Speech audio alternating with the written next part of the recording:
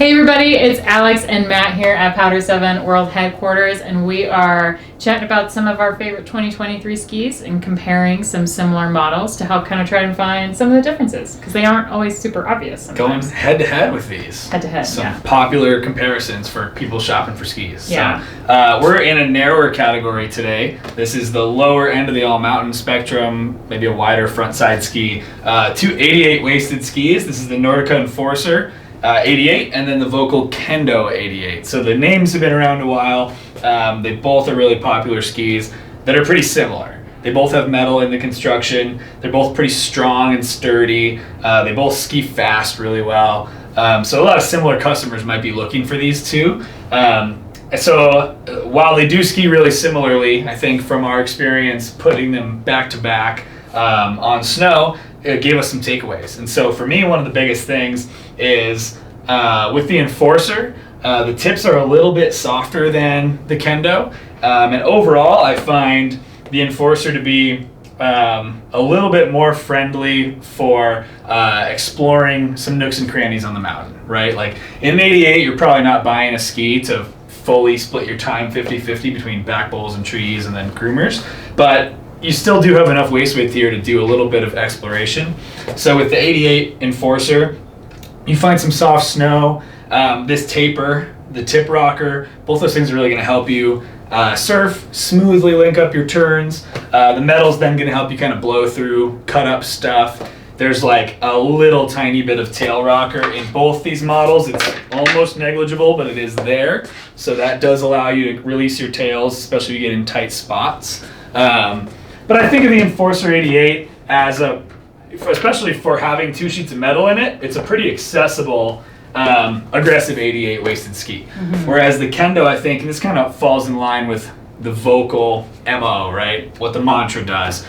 Directional skis that carve really well. They're really sturdy. There's a lot of torsional rigidity. This metal under your foot in the Kendo gives way to Titanal frame technology that gives you a lot of suspension, a lot of dampening in the tips while shedding some weight. Gives way to carbon here in the tip design.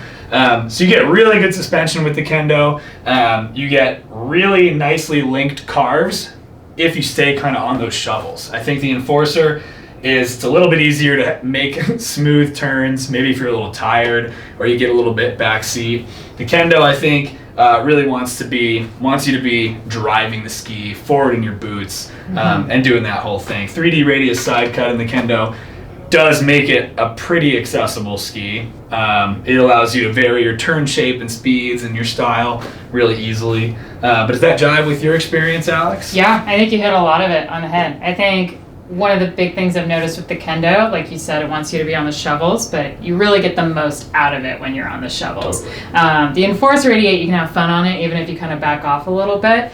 The Kendo turns into a completely different ski when you're really skiing it on top of it.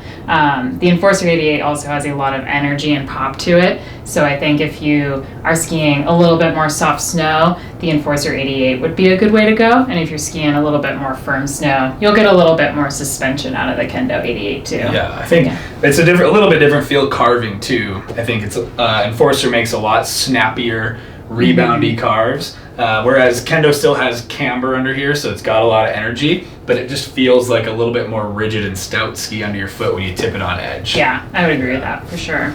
Yeah, so both winners in this category, you really can't go wrong either way. Yeah, if you're deciding between the two and like something else is calling your name, like you love the top sheet of this one or there's a great deal on the other one, feel free to let that jag because you'll have a good time on either for sure. Yeah. But otherwise, we hope this shed a little bit of light on some minute differences between these two rock stars. You can find both of them at powder7.com and in our shop here in Golden. And while we've got you here, hit that subscribe button and you'll be first to know about more Powder7 head-to-head ski comparisons, buyer's guide stuff, fashion show stuff. Yeah, and all the ski content of your dreams. More content. Yeah, we'll see you later.